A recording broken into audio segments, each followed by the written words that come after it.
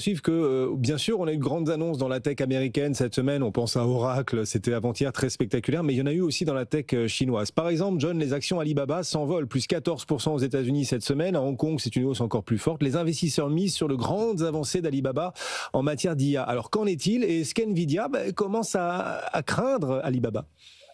Ouais, c'est la grande crainte qu'ont les investisseurs qui sont investis dans Nvidia. Vous parliez du rebond cette semaine de 14% d'Alibaba. Vous savez que depuis le début de l'année, l'action Alibaba a gagné plus de 80%. Alors, plusieurs raisons. La première chose, c'est les investisseurs qui saluent le pari audacieux d'investir 3,2 milliards de dollars dans l'intelligence artificielle et puis le lancement du nouveau modèle d'Alibaba qui s'appelle Qwen. En plus, vous avez l'entreprise, et c'est ce qui inquiète de plus en plus les investisseurs, qui commencent à remplacer les accélérateurs NVIDIA par des puces développées en interne, à l'instar de Baidu. Donc ça pose, ça suscite, ça soulève des questions quant à la demande future pour les matériaux d'NVIDIA sur le marché chinois. Même si, on le rappelle quand même,